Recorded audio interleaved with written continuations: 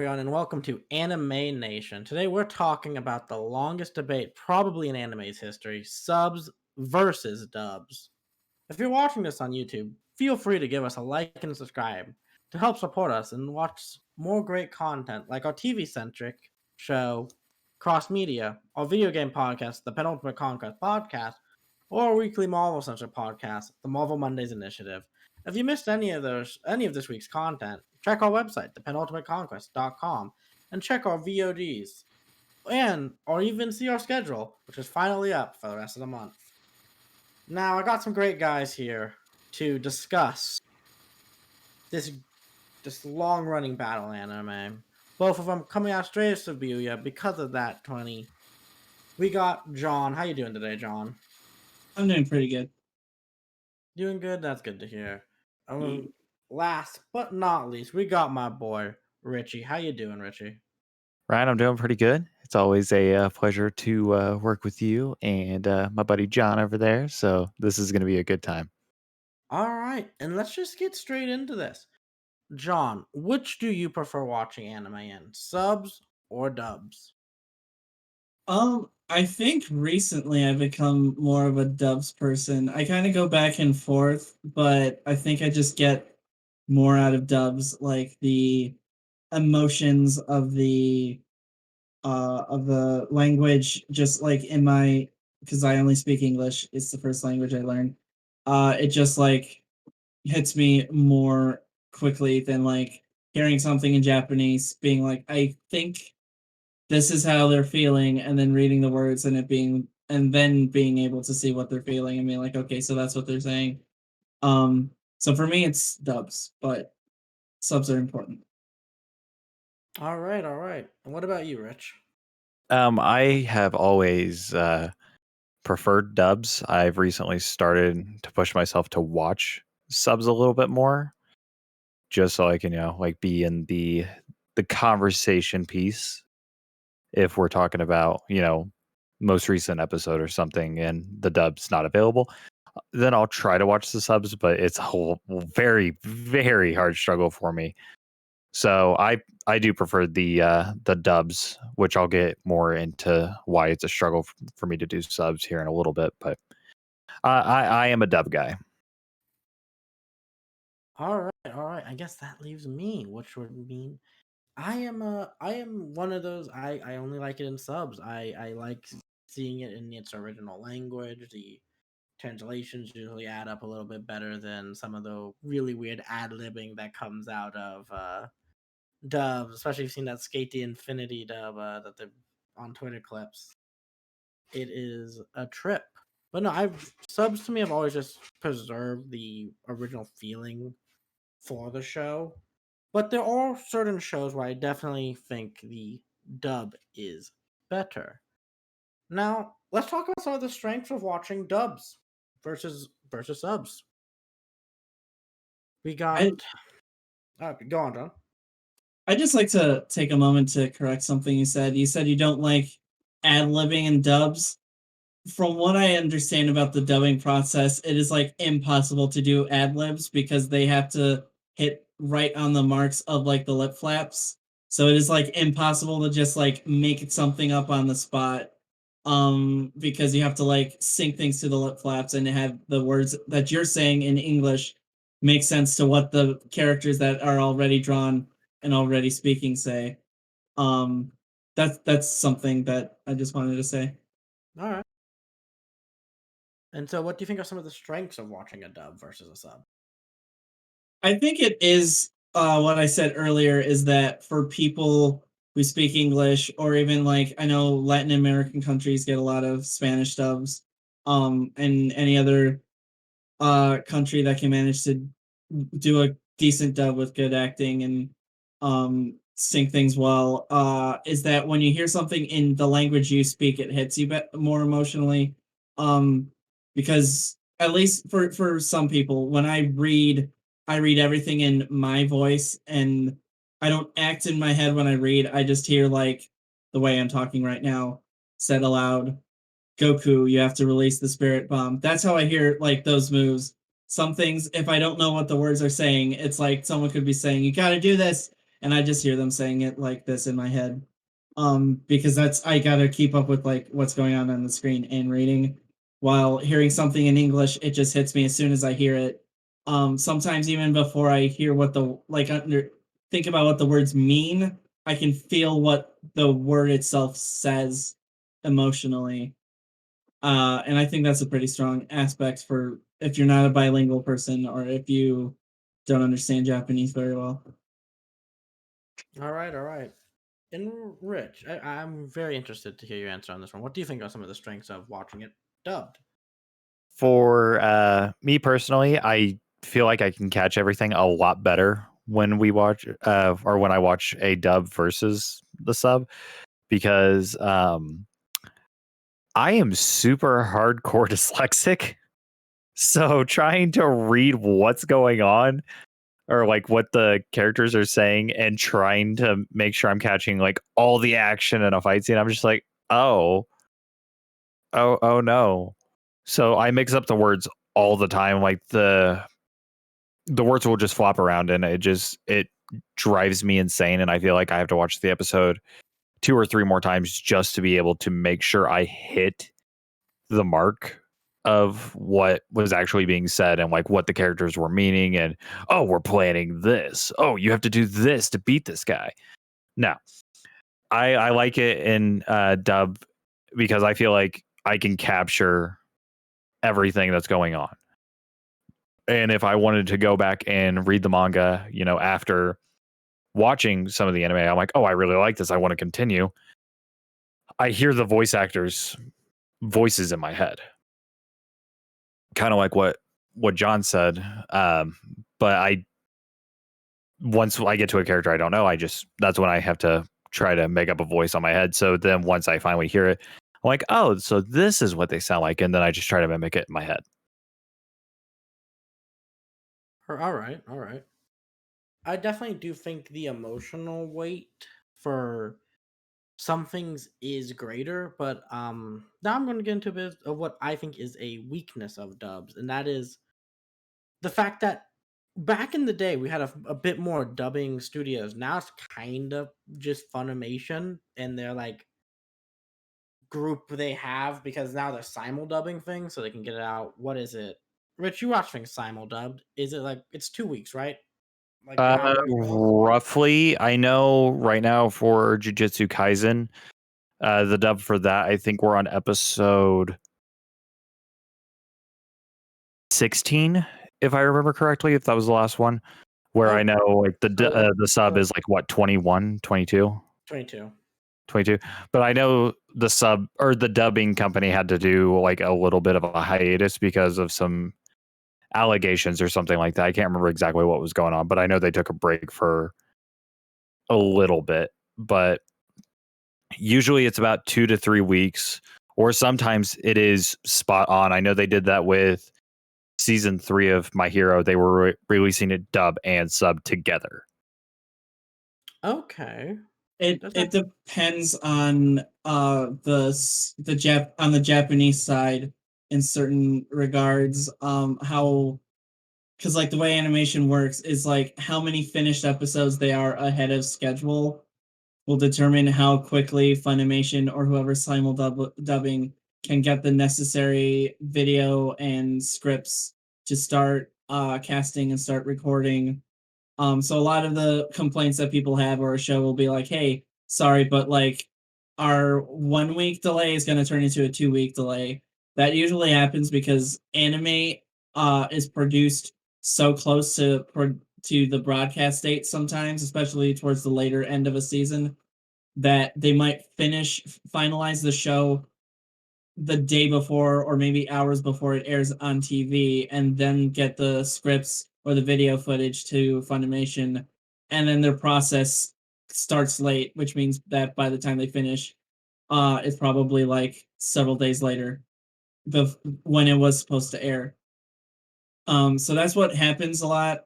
This is one of those things that you don't notice on the sub side unless something goes horribly wrong, because normally the show just airs and then you find out like in behind the scenes stuff that an animator will be like, oh yeah, I had to finish editing that scene, or an editor most likely was like, I was editing that scene like hours before the show went up on the air. So Yeah, I that's the did thing that know happens. anime ran at like a super tight schedule. Like the whole thing's not done when episode 1 begins. They're all cranking that out for the full duration. Hmm. But for me, the simuldubbing part of it has, I think, taken away some of the things I liked about older dubs, especially. But I am also just impressed by it because in the past 4 years now they're able to have a show with a dub, so people can still be in that conversation while it is airing. Mhm. Because back in day, your chances of getting spoiled on something because you're waiting for the dub was exponential. Yeah, because you weren't just waiting for the dub, you were waiting for the dub to get finished. You were waiting for the dub to get packaged onto discs, or if even older, God forbid, VHS tapes. Those need to be packaged. Those need The to be sold to censoring. stores. Yeah, in much older cases, or every 4 Kids dub, you had to wait for people to be like, "Oh, that is too much cleavage for 7-year-olds. We're gonna have to like." Save I talking about the 4 Kids dubs. That's going to be coming up. I do want Okay. to say something about censoring. Mhm. So for the longest time, the only way I could watch like Dragon Ball, Dragon Ball Z, and you know the Toei animation shows, um, was on Toonami or sometimes what other I think it was on Fox Morning. It wasn't 4 Kids. I think it was Fox Mornings, It went back and forth. It was like they would Saturday morning do Fox. reruns like Fox Mornings. Eventually, it went to Kids WB, which became I think so. 4 Kids. So I every time I saw the premiere episode of Dragon Ball, original Dragon Ball, Goku was wearing shorts. Well, for my 22nd birthday, no, it was my 21st birthday, actually. My 21st birthday, my assistant manager at Best Buy, he was a huge Dragon Ball fan, and he knew I love Dragon Ball and everything because we always talked about it. Mhm. He gave me a copy of Dragon Ball Season 1 on DVD, and I popped that bad boy in as soon as I got home. Goku wasn't wearing shorts. Yep. Yeah. Yeah, I was not ready for that. And So and the manga's not censored yep, like that as well. yep. I first got into Dragon Ball, the original Dragon Ball, in manga form, as the show was airing on Toonami in like 2004, 2005. And so Oh I'm just like no. reading that sucker, and I turn a page, and I'm like, "There's Goku's wiener."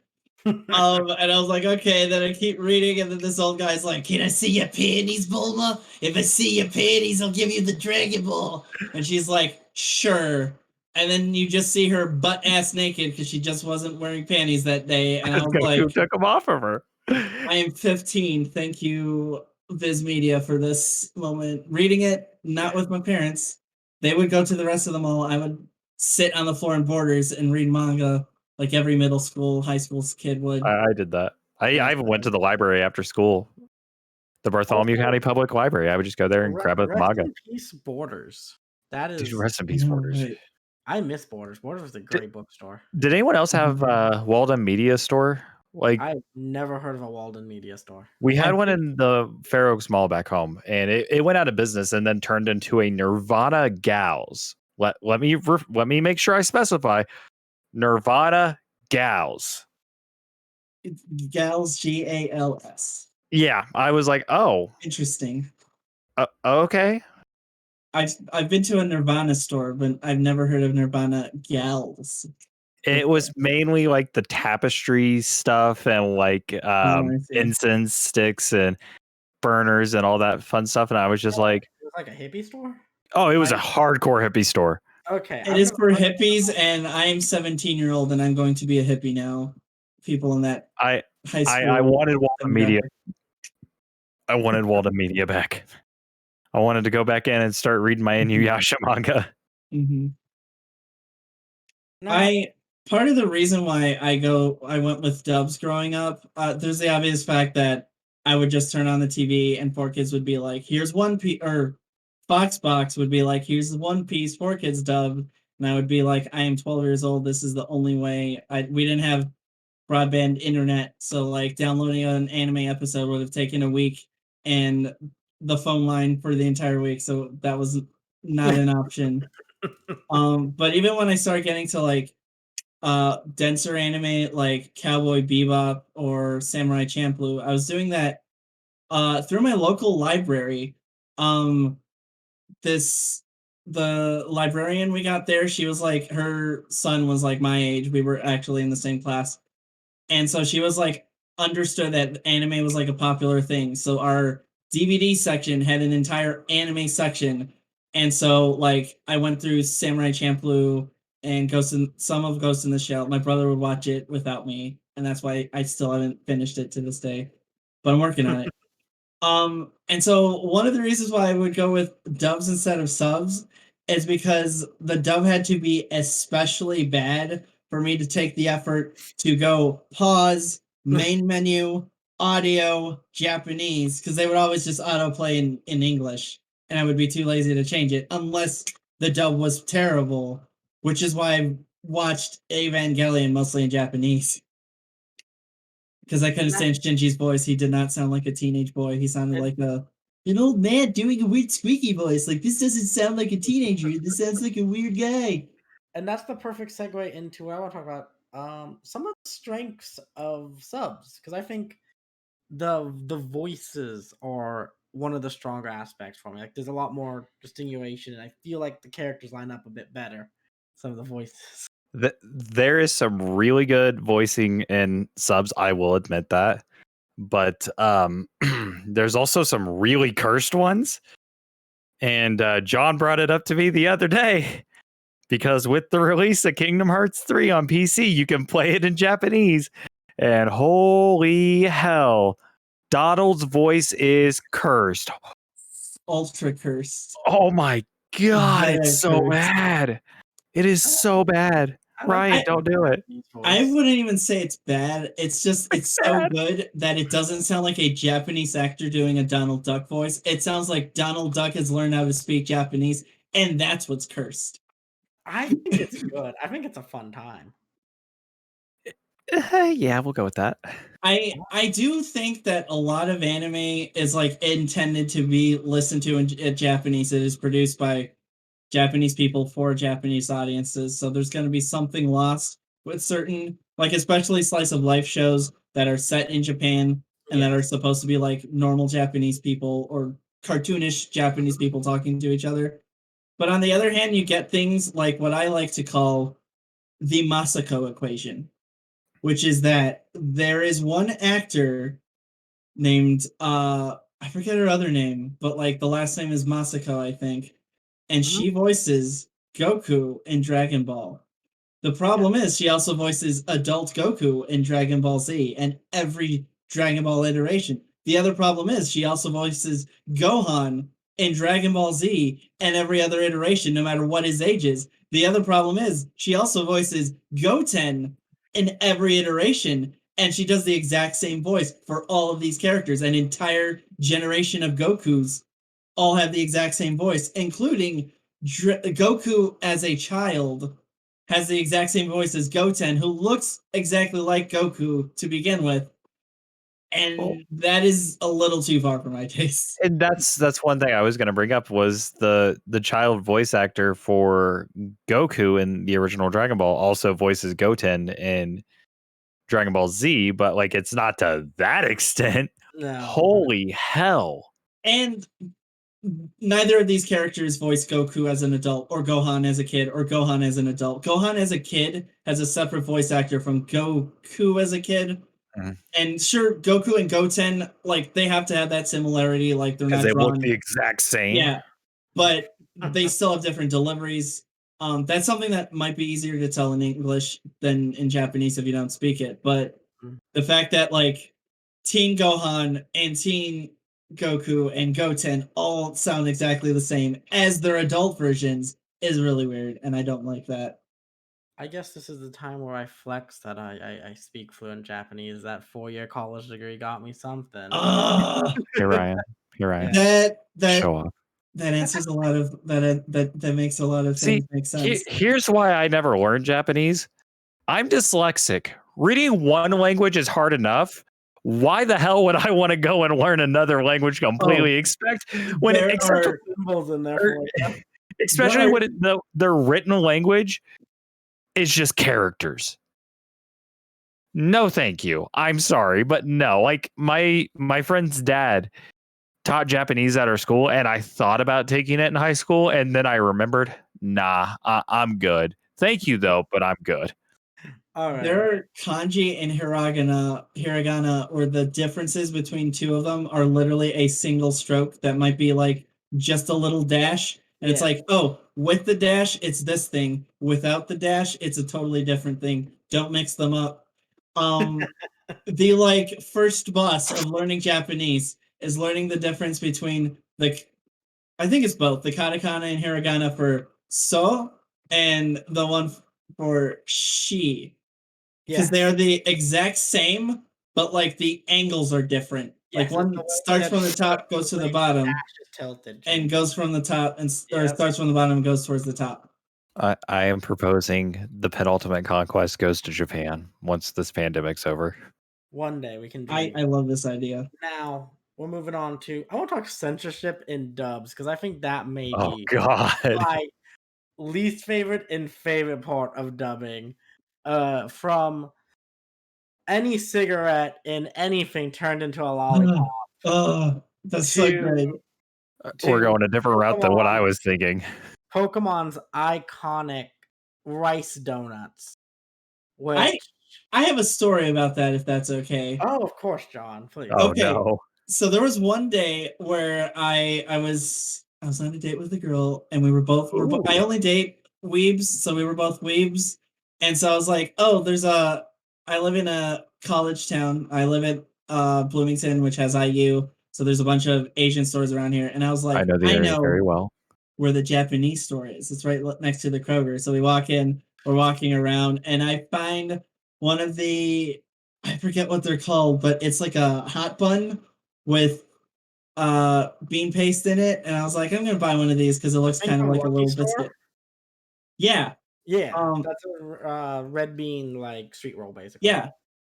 So I buy it and I bite into it, and it has like a sweet savory taste to it. Like the beans are red beans really have good. like a tastiness to it. And then I learned later on that rice balls are made like that sometimes too.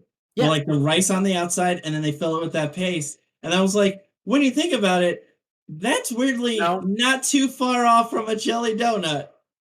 Like a rice ball has with that paste filled in it, would probably taste more like a jelly donut than you think like a sushi would taste like.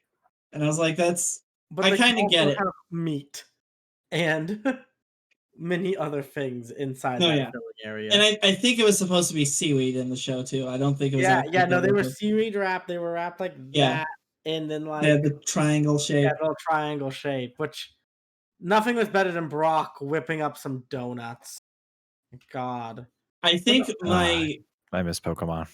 One of my big translation moments as a kid was that in 3rd grade, one of my friends had a dad who was stationed in Okinawa. Mhm. So there was a moment where like he brought a bunch of stuff that his dad sent him to school, and he's like, okay, so my dad lives in Japan. So guess what? You know Dragon Ball Z? You know that's the coolest shit ever. This was in 2001, so Dragon Ball hadn't made it here yet. But it was like, guess what? That show's been going on since the 80s, and Goku used to be like a 5-year-old kid, and that's how it started. And then he brought up like Pokemon, and he was like, Pokemon is like already had their 2nd game in Japan, and check out this thing. They call it a Pikablue, and it's like the evolved form of Pikachu. Yeah. That part he was wrong. But like we were looking at Meryl, and we were like, oh, Water Pikachu. So then, like a couple months later, I watched Pokemon the first movie, and there is a joke while they're rowing where the Team Rocket says something about Vikings, And then Ash goes, "They mostly come from Minnesota." And I was like, "Hold it. How does a country across an ocean, why do they give a shit about American football? Do they play football in Japan?" I did not know, but I did not see a reason why they would make a joke about Minnesota, and I was like, this doesn't make sense. So this is also you though accepting that the Pokemon world is Knows about American also football. is all world. Yeah, that too. Yeah, that's true. That Yeah. is me thinking that a place called Kanto is exists in the real world. Well, I mean, all the original ones are Japanese, like prefixes. Exactly. But then we go to Unova and that ends. Yeah. But I think some other great censor moments again. Anything from 4Kids One Piece has Oh, to God. go up there. See, I never got to watch 4Kids One Piece. I only watched Toonami One Piece. Toonami Well, One Piece. okay, but here's the thing. Toonami One Piece was still 4Kids One Piece until the Skypiea arc. Literally the episode where they get floated up into Skypiea. Skypiea is the first Funimation dubs episode. I know because I was watching Toonami back then, and I was like, it's for kids, but like I would just watch One Piece before Naruto because I would just like be like, I'll show up, watch One Piece, this is for kids stuff, whatever. Then I get my Naruto's. And then I'm like, wait a second, this is the actual opening song. They are singing "We Are" in the show, and then I realized that it was because they had already announced that Funimation was going to start dubbing it. I just didn't know when that point would start on Toonami. And then they just started, and I was like, oh my gosh, the voices are good. It was still slightly censored, but mostly for like stuff you can't show like 13-year-olds. But like he was smoking now. Those weren't lollipops. Sanji was just smoking. Sanji was a PG-13 acceptable level of horny for all the girls, and I was like, this is amazing. I can't believe they're actually doing this. The best 4Kids moment I have to say is Bandit Keith in Yu-Gi-Oh. All hail Bandit Keith, okay? That's Okay, finger guns, right? something. That's finger guns, yeah, because Yeah. he in the original show he has an actual like 9mm pistol, Ah, yes. and then he's like finger guns. I think that's false because I think all of the worst censorships are in One Piece, and it's specifically the arc where there's a guy whose whole thing is poison darts, and he shoots like spikes into Luffy that like have poison in them, and like they cause severe bleeding and poison, and the blood is red and it turns purple from the poison. And then 4Kids was like suction cups. They edited every episode so that this guy was shooting suction cups that would stick onto his body, and then the people reacting would be like, it's poison suction. And I was just like, this doesn't even make sense. How is poison absorbed into the body through suction cups? And that is like just one of the worst things because like even if you are like a 9-10-year-old, you'll be like, I cannot take this. I cannot. My suspension of disbelief has been destroyed. Oh Yeah. God, I forgot that even Pegasus's bodyguards didn't have guns. They did a finger Nobody gun. They has did guns. the Everybody finger does gun with finger their, guns. The amount of weird censorship for Yu-Gi-Oh is always so interesting to me. Did you guys know that the Shadow Realm is 100% a 4Kids thing, and in the real show, people just straight up die? Yeah, you just straight die if you lose. Yeah, you're not going to Which shadow. You just the die. point where this is supposed to clue you in is when the episode where there's buzzsaws, and he's like, these are special Shadow Realm buzzsaws. If the buzzsaws touch you, you'll be sent to the Shadow Realm, and you're just like, no, I'm So pretty sure another- they're just gonna like sever the legs and make you bleed to death. they're just gonna murk this kid. Like, you know what? Like, let's just murk it. But here's the thing: Yu-Gi-Oh was the first manga I ever read, and it wasn't the Duelist Yu-Gi-Oh manga. It was like the actual board game Yu-Gi-Oh. It was the one where I remember because it's the first chapter is Yugi building the Millennium Puzzle, and Joey and Tristan are complete and total dickheads. Yep. And then like there's an even bigger bully who's bullying Tristan and Joey. So Tristan gives the piece of the Millennium Puzzle back to Yugi so Yugi can finish it, and then Yugi turns into Yami, and then it goes and challenges this guy for like I think it was like a boatload of cash, and it just makes him go mentally insane. Kaiba, he makes go mentally insane. He has one guy light himself on fire, and I was like, I'm in 3rd grade. What the hell am I reading? So the weird thing between like how Viz Media handle or certain Shonen Jump properties is that they would be licensed separately because 4Kids didn't give a shit about manga. They're like, no, kids don't know how to read, they know how to watch TV. So Viz would be like, okay, we got the mangoes. We're not censoring nothing because that's like the owner, the guy who like headed up Viz was like actually Japanese, was like bilingual Japanese immigrant. So it was like, we shouldn't do that. I want our things to be like the actual art that the artist created. So with Yu-Gi-Oh, what they considered acceptable for children is that the first, I would say the first dozen or so chapters of Yu-Gi-Oh, it's not a card game manga. It is a horror manga, basically. Manga, I'd call it. Yeah, it's a death game. Yeah, where Yugi just like is like passes out, Yami takes over his body, and since it's Yami is the spirit of a pharaoh from millenniums past, he's like, I'm going to play a game with you, Saw style. And it's just like playground games, but then like if whoever loses gets like an ironic punishment that's super like horrifying if you're like an actual child. Like there's one where like a guy is trapped in his mind to think that he's like being devoured by clowns or something because like he was like I think that's the guy that like robs the burger joint that Teo works at. Oh, I also forgot. There's like a subplot. This is how I learned what dating for hire means in Japanese. And there's a subplot where they're like, "Is our high school friend like bringing a prostitute?" And I was like, "Oh, I am in high school. What is this? Or middle school? What does this mean?" And I like Googled dating for hire, and it was like, guess what, kids? And I was like, "Oh no." Oh no. Oh no. All right, into let's get off Yu-Gi-Oh! Well, first let's think about Joey Wheeler's voice for a second in his New York accent. Oh, best voice ever. And I think we've been bashing on dubs for a little bit. I've been having my fun, but I definitely think there are some amazing dubs out there. And let's talk about some of our favorite dubs. Ooh. I'm gonna go first with a show that I don't think I could ever watch subbed, and that is Baccano. I was about to say that one. Yeah. No. Never seen it. So Baccano, I'll give you the quick pitch.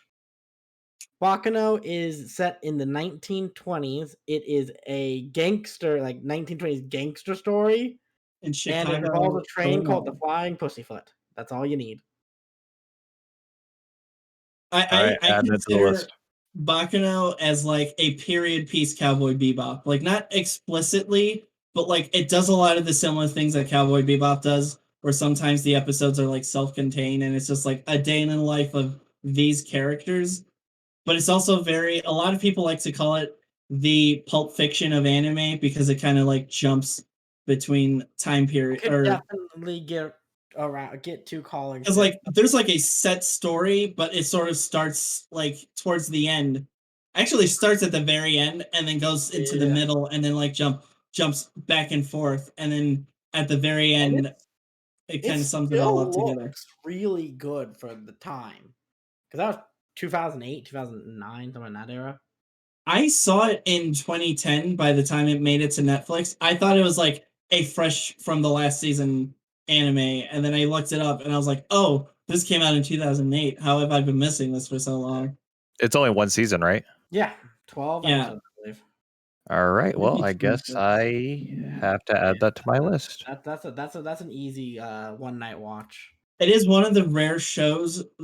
So not only is it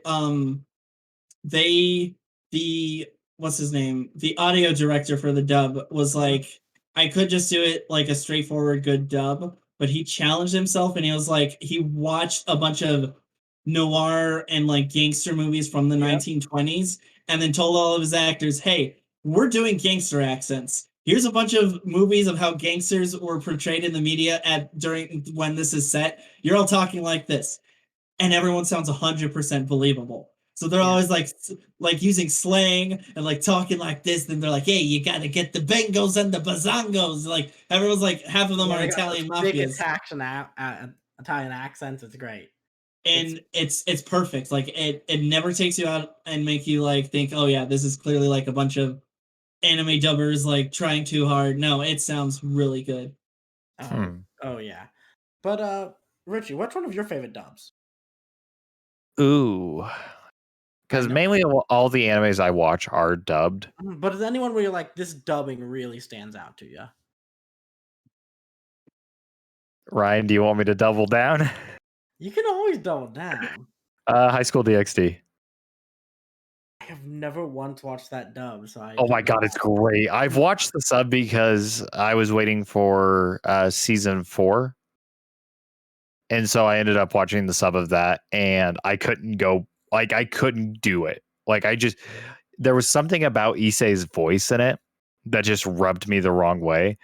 But in the dub, it is so like it's not Joey Wheeler level of amazing, but it's pretty damn good.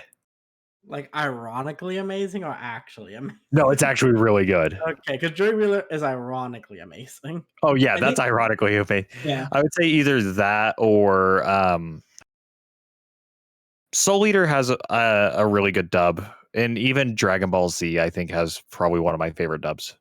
It had an okay dub. What was it called? Dragon Ball Z Kai? Or is that when they redubbed it and re-cleaned That's it where up? they took out a lot of the They've screaming and yelling just to get the they've fights to progress a little bit faster. Yeah. they've redubbed Dragon Ball Z, I think, 3 times I've because met the voice actor who voices between Goku. Oh yeah, he's it's great. more because like you have the Ocean Group dub, the Blue Ocean, I think dub that was Canadian based back in Mhm. the early 90s, and then past the Frieza arc, that's when Funimation picks it up and they do their thing. And then in the like mid 2000s, around 2006, they're like, we're gonna put all the DVDs in high or put all the episodes in high definition DVD. It wasn't high definition, and that was also when they cropped it to be 16:9. But that was the second time they Funimation redubbed it, I and remember then picking up the Blu-ray releases of the like HD remasters when they first put them Yeah. out, and it didn't yeah, look good. yeah, I I I think they didn't like it. didn't do proper transfers until Kai, and I No, think that that's Kai partially was the best looking it's ever been. Oh yeah, because because don't I they use the think same animation for Kai for Super? no, No. no, Kai was not the openings and some of the fight scenes had new animated sequences, but it was all just the original animation. But what Mhm. was different is um Funimation didn't have access to like the film masters, so their HD transfers were still based on like DVD footage. For Kai, Japan master took it from the original HD uh film reels or whatever, however it was originally recorded, and transferred that into HD, and then edited it down to just what appears in the manga, and so shortened the fights to how they're actually supposed to be presented, and got rid of all the filler. And then when that was sent over to Funimation, then they sold that on Blu-ray, and that was like a proper HD transfer. Gotcha. Okay. Okay. Yeah, that does check out. And Now, it the animation openings and endings and certain sequences were yeah. newly animated. What what's some of your favorite dubs, John? Which ones do you enjoy? I think I think there's a lot of good dubs out there that are serious. I've been rewatching, this isn't what I'm going to go with, but I've been rewatching Ghost in the Shell standalone complex, and that holds up extremely well. That is a It very it good dub. it gets a lot of the serious stuff really well. It gets a lot of the comedy and stuff, but there are certain dubs that like you watch them and you're like, "Oh, this show was not made to be in Japanese. This Yeah. show has to be viewed in English." And a show that has to be viewed in English is Panty and Stocking with Garter Belt. I wondered when we were gonna talk Because about this. the backstory to Panty and Stocking with Garter Belt is that uh Th- eh, What? Okay, so Richie, you remember a guy by the name of Hiroyuki Imaishi Yeah. from Studio Trigger, Yeah. uh, creator of Gurren Lagann Promare. So the backstory to Panty and Stocking with Garter Belts is fresh off of like the success of Gurren Lagann. They're at Anime Expo in America. He and a bunch of the head animators were invited there to do to do panels and stuff. They are drunk off their ass at like 2 in the morning watching Adult Swim in like 2008, 2009. And they're like, this is the funniest shit ever. I don't know what's going on, but the visuals that they are doing, there's stuff that we could never get away with in Japan. And then they were like, we got to do something like this. So I just Panty and added it to my Stocking, list on Funimation. it is Powerpuff Girls on Adult Swim, made by Japanese animators that think that Adult Swim cartoons are hilarious, and they try to outdo themselves. But one of the things that they insisted that Funimation do when they got the rights to dub it was they were like, "Hey, put as many swears as you can." First of all, in Japanese, there's a ton of swears to begin with, but they were like, "Put more swears, teach us swears." What they were like fascinated by the concept that America has these words that you cannot say on television without getting bleeped, because that doesn't exist in Japan. It's just impolite language. It's just like language that like you don't say in polite company, and that's the closest thing to swear words. So they're like, teach us more swears.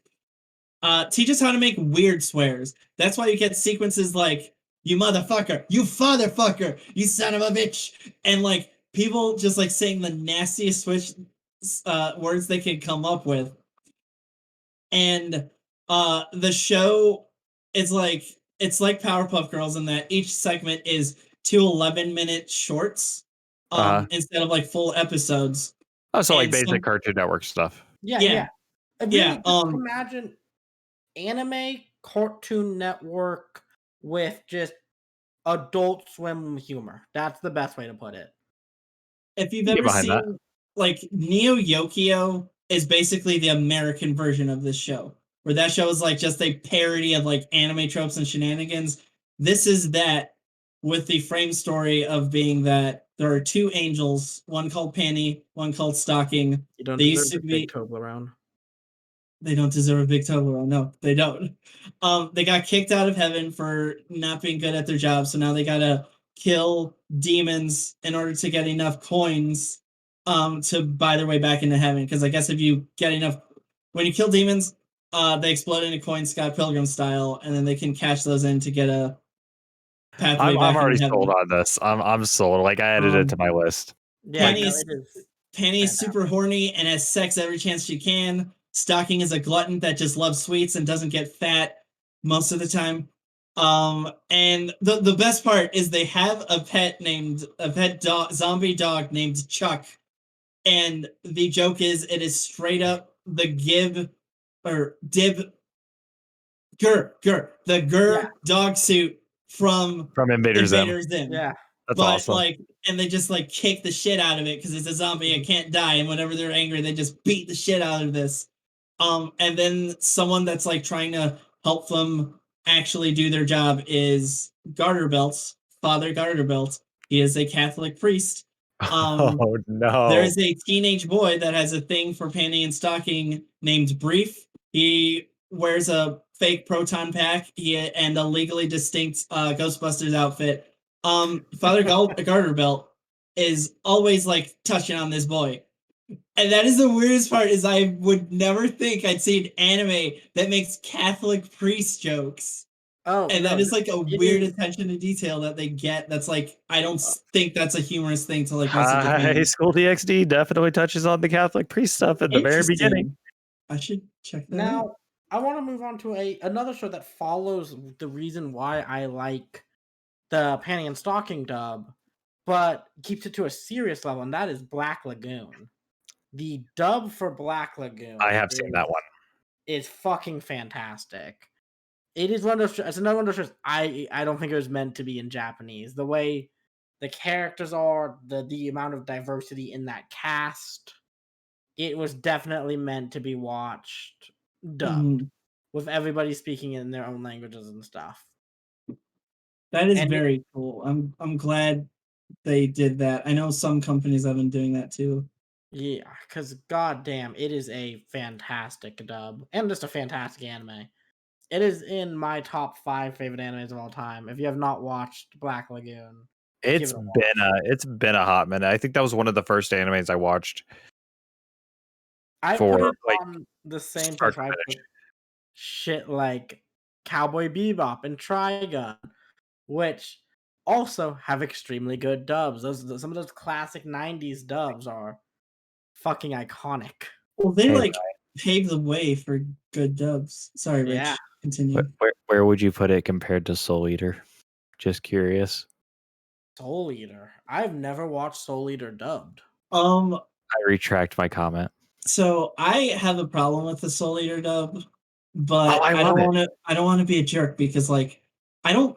I don't like shitting on dubs because I know like dub actors work really really hard and like unlike a lot of things like I see so many dub actors that are like I am so excited to be this character like they're Mhm, fans of the show in addition to like being actors, mhm. but Black Star's voice is a woman, which is fine. That's how you can voice teenagers, but she sounds like a girl the whole time, and Black Star is like meant See, to be like I didn't an think that adult. at all.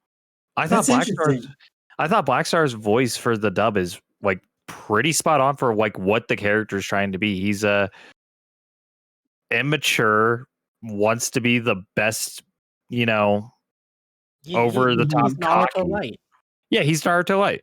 I mean, he does have some like really good moments, and like the really good moments you can definitely like hear the Mhm. more female side of the voice actor. But I mean, I think Mhm. she covers it pretty damn well.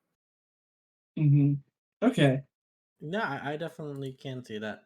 But no, the classic anime dubs are just their next level.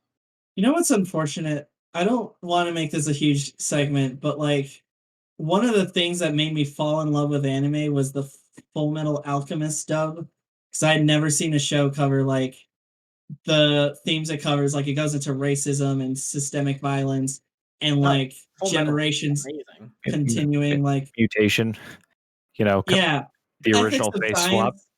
As someone that was like starting to get really annoyed with my parents constantly being like, you gotta go to church on Sunday, the fact that there's a segment like in the first episode where a guy's like, here are all the parts that a human takes to make, and he's like, all of these chemical elements can be bought on an elementary school kid's Allowance. allowance, and I was like, whoa, yeah, God's not special. Science is the rule, and that's not the point of the show. By the time you get Oh to no, episode 8, the priest at the very beginning of Full Metal Alchemist. I feel like the dub captures him perfectly uh, for like the rich corrupt mm-hmm, leader of That's right, he's in both versions of Full Metal. yeah, because he's in Brotherhood as well, isn't he? yeah, Well, again, Full Metal is Full Metal until just the end, and then there's Yeah. some problems. But the mm-hmm. dub of Full Metal, now that is a show I watched dubbed. That was a show I watched dubbed back on Toonami, God, decades ago now. But I saw that show out of context. I was just like, I'm gonna watch anime at 1 in the morning, and then I saw Alphonse Elric speak with a tiny little baby voice, and I'm like, what is this giant suit of armor doing with the giant baby voice? And then I stopped watching because I was like 12 and I was like And then confused you and learn didn't that like it. he's the younger brother, so he kind of got he kind of got sent to the Shadow Realm. I needed to start from the beginning instead of like episode it 16. kinda gets sent to the Shadow Realm. Yeah. I mean, Now, what would you say the daughter of the scientist gets sent to? also, it's all Shadow Realm, nothing but Shadow Realm. Now with Steven that, Yeah. Universe. we're coming up on a close here. Is there any I think one point I wanna make before I do close out and go to my favorite segment of the show is that I at the end of the day, as much fun as it is to argue subs v dubs, because it's been the anime argument forever. It's what's your favorite of the big three? That's up to that. At the end of the day, I don't care which one you watch. They both have equal value. Like if you want to get in the original format with the original voice and the way that, or if you want to hear done a different way, especially for accessibility and stuff. Both work very well, depending on just what you want. So, is there anything you guys want to add on to that before we move on? I I will say that like anime has, just like every fan base, they have the whole, the war side of, they're like, oh, I want to pick this battle. Yeah, Just like with with gamers, you have the console v PC master race. Like, I'm just like, enjoy what you want to enjoy. Like, just have a good time. Like, don't say someone's not a real anime fan because they don't watch subs. Like, I think that is the stupidest fucking argument I've ever heard. Like, someone has literally looked me in the eyes and just goes, "You're not an anime fan because you don't watch subs." And I was like, "No, I'm an anime fan. I just have trouble watching subs because of a learning disability." How do you feel about that?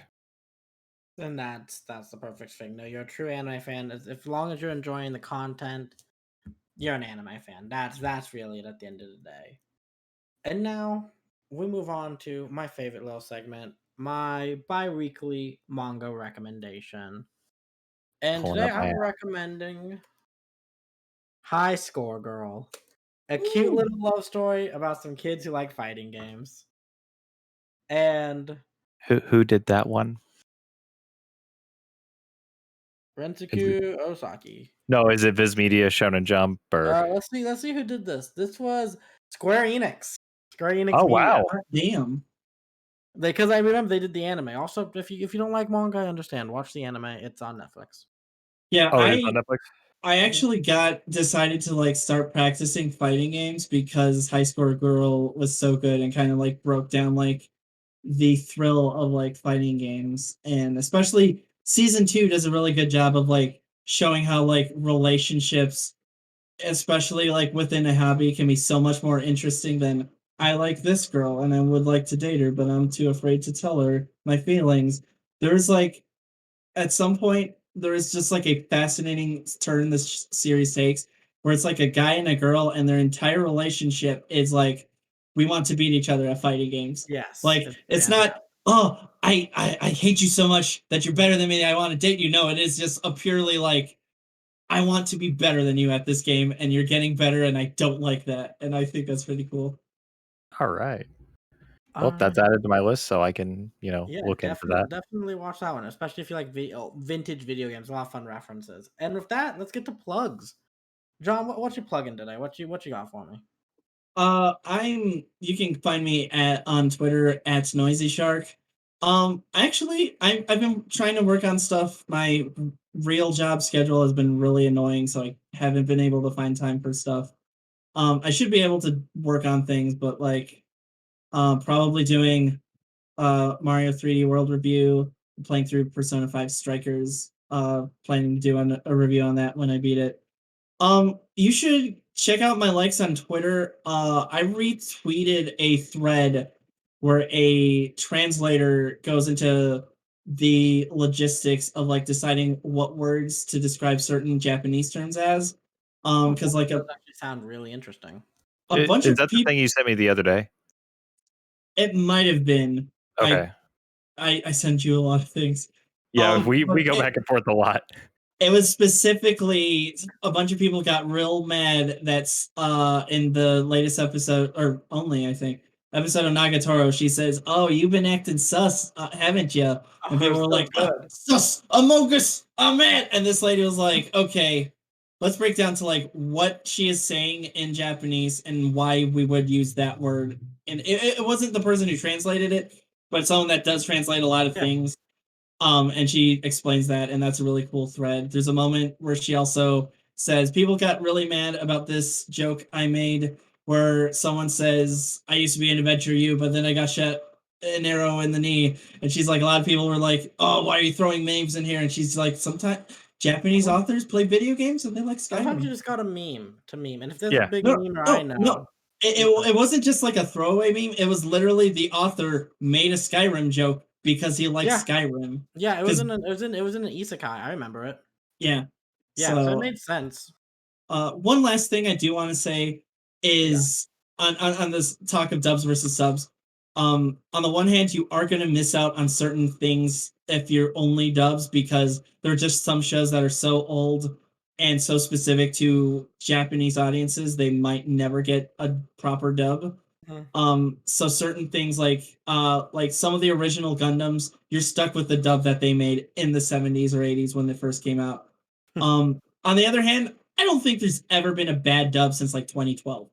Like if a show is good enough to get dubbed, people, I think there are acceptable, or like what's the word I'm looking for? Like functional dubs where they're not stellar, but they're just like nothing is offensive. You don't have cases where someone is clearly like over or underacting when they shouldn't be. You don't have cases where people are censoring things. Like it is amazing that like my little sister's in high school right now. She's like 14, 15. Mhm. She loves the shit out of My Hero Academia, and she's watching it on Funimation. Or even if she watches the Netflix version, that's the show. Like Yeah. she's not getting anything cut up or sliced out. It is the show. Yes. It is, you have to go out of your way to find a censored version of a show these days, Yeah, like no, that watching doesn't something happen. on That doesn't cable or happen something. anymore. Now, Rich, what you got to plug for me today? I'll do my normal ones of All right. my Twitter and Twitch are both at Rich Dolphus, which is right there. No, right there. Yeah. You got it. So right now I am kind of just mixing up what I stream. I don't have a set schedule of what I'm streaming or when I'm going to stream. I usually just send out a tweet saying, "Hey, come over to my Twitch and catch me, chat with me, all that fun stuff." I think the next thing I might stream will probably be like Horizon Zero Dawn, just as a chill, fun open world exploring night. I put that new skin in Fortnite. I'm getting it. I will buy it. Did you And see they're with doing that, like a team up with Tomb Raider? we're not Sorry. getting into Fortnite right now. Good God. I'll just Fortnite go is an plug anime. my I'm Twitter sorry. real quick, which is Ryan the Lion 3055, where you can figure out what I'll be up to, where I'll be appearing, usually here at the Penultimate Podcast, where I usually end up on a lot of shows. So come on by, always check out what we're doing here. And with that, this ends another episode of